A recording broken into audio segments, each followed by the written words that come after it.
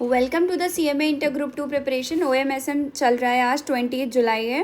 पूरी की पूरी ग्रुप 2 की प्रिपरेशन फ्री में करा रही है, तो stay tune with me and channel को सब्सक्राइब कर लो जो भी लोग देख रहे हो, और फटाफट से अपनी प्रिपरेशन स्टार्ट कर दो। There is no time left. Illustration number 20 करा रही हूँ। ऑलरेडी सारे इलस्ट्रेशन नंबर हो गए थे। अब 20 देखते हैं क्या कह रहे हैं ये। देखो, monthly demand for the component 1000 units के लिए मंथली डिमांड निकालनी है। नहीं, मंथली डिमांड 1000 यूनिट के लिए for the component is 1000 unit. अच्छा, 1000 कंपोनेंट्स के लिए मंथली डिमांड निकालनी है। उसके बाद setting up the cost per batch is 120 rupees. Setup cost मतलब जो भी आपका 2AS करते हो ना, सेटअप कॉस्ट, तो ये सेटअप कॉस्ट हो गई। उसके बाद cost of manufacture per unit is 20 रुपये। मैन्युफैक्चर पर यूनिट इज़ 20 रुपये है। रेट ऑफ इंटरेस्ट में भी considered at the 10%। Rate of interest इतना EBQ निकालना है। बहुत सिंपल है। मंथली डिमांड देखो, पहले मैंने कहा है क्वेश्चन को हमेशा तोड़ लो। लेट मी, हाँ ओके, सही है।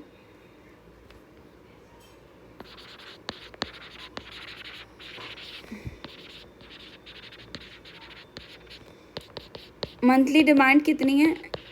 1000 यूनिट की है, कंपोनेंट्स की है।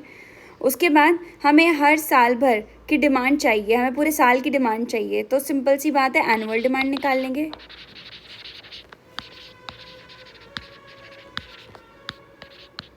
AD लिख लो यहाँ पे। 1000 इंटू 12 कितना आ जाएगा आपका? 12000 यूनिट्स आएगा। ठीक है, अब आओ, सेटिंग अप कॉस्ट कितना है? जब आप ये लिखते हो तो क्वेश्चन आधा तो वहीं पे सॉल्व हो जाता है। 122 रुपीज़, मतलब मशीन को सेट करने का पूरा खर्चा है ये। सेटिंग कॉस्ट, ये सब मैंने पहले लेक्चर्स में बता चुकी हूँ कि क्या होता है, कैरिंग कॉस्ट, ये सब। मैन्युफैक्चरिंग कॉस्ट कितना हो जाएगा? 20 रुपीज़। क्यों 20 रुपीज़ है, कभी ये सोचा? देख बताती हूँ। 20 रुपीज़ है, मान लो, चलो जो भी अमाउंट इन्होंने दे रखा है, कोई भी अमाउंट हो सकता है। यहाँ पे एक कंपोनेंट बनाने का ये खर्चा है। मैन्युफैक्चरिंग कॉस्ट मतलब यहाँ पे एक कंपोनेंट बनाने का खर्चा। अब हमें ये कैसे पता एक कंपोनेंट ही है? क्योंकि पर यूनिट दिया है बेटा। ठीक है, उसके बाद कैरिंग कॉस्ट 10% पर एनम है। ठीक है, तो एक यूनिट को साल भर रखने का खर्चा क्या है आपके पास? एक यूनिट को भाई साल भर आप रखोगे तो उसका खर्चा क्या निकलेगा? बहुत सिंपल सी बात है, एक यूनिट का प्राइस कितना है? 20 रुपीज़ है। 10%, ठीक है, कितना हो जाएगा पर यूनिट? 2 रुपये पर यूनिट। साल भर रखोगे तो 2 रुपये पर यूनिट के हिसाब से खर्चा लगेगा। समझ में आया होगा आई थिंक। ओके, उसके बाद फॉर्मूला क्या अप्लाई होगा? वही EBQ का पुराना फॉर्मूला, EOQ का 2AS/C। ठीक है, इसमें लिखते चले जाओ। 2 मल्टीप्लाइड बाई एनुअल कितना है? 12000 ही तो है। हाँ, ये 12000 एनुअल डिमांड है। मल्टीप्लाइड बाई सेटअप कॉस्ट कितनी है? 120 ऑलरेडी दी हुई है। कैरिंग कॉस्ट कितनी आ गई? 2 रुपये। कैरिंग कॉस्ट ही तो आई। ठीक है, कैरिंग कॉस्ट को तुमने इन दोनों से वो कर लिया ना, कैलकुलेट कर लिया यहाँ पे, तो ये आपकी न्यू कैरिंग कॉस्ट आ जाएगी पर यूनिट के हिसाब से। ठीक है, तो बेसिकली एक चीज़ का ध्यान रखना, यहाँ पे ना हमेशा पर यूनिट पे ही लिखा जाता है, तो आप लोग इस चीज़ को कन्फ्यूजन में ना लेके जाना कि C है तो कैरिंग कॉस्ट है तो पूरी पूरी कैरिंग कॉस्ट लिखेंगे। 20 रुपये दिया है तो, सॉरी 10% दिया, 10% दिया है किसी रीज़न से दिया है ना, क्योंकि 10% कैरिंग कॉस्ट देने का मतलब ये है कि एक यूनिट साल भर रखने का खर्चा कितना निकालोगे ना।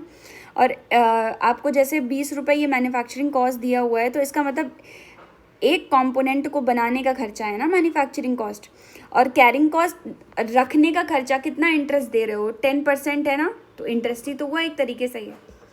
तो 20 का 10% हम निकाल लेंगे तो 2 पर यूनिट आ जाएगा। उसके बाद इसको निकालो, क्या हो जाएगा इसका answer? 1 minute, let me calculate it. 12,000 into 2 multiplied by 120 divide by 2, root लगा दो तो कितना आ जाएगा? 1200 यूनिट। अब जो आपकी बुक में दिया है बेटा वो डायरेक्ट कर दिया है, ये पोर्शन उन्होंने सही से समझाया ही नहीं है, ठीक है, उन्होंने डायरेक्ट उठा के कर दिया है। तो आप ना डायरेक्ट मत करना, ठीक है, डायरेक्ट मत करना, इसीलिए मैं अच्छे से आपको करा रही हूँ, एक पॉइंट समझा के, जहाँ समझना है पूछते जाना, ठीक है। अब 1200 यूनिट क्या निकल करके आया आपका? EOQ निकल करके आया। मतलब अगर फैक्ट्री में 1200 से छोटा बैच बनेगा तो बार बार मशीन सेट करनी पड़ेगी, जिससे सेटअप कॉस्ट ऑब्वियसली बढ़ जाएगा। अगर 1200 से बहुत बड़ा बैच बन जाएगा तो सामान गोडाउन में ब्लॉक रहेगा, ओके।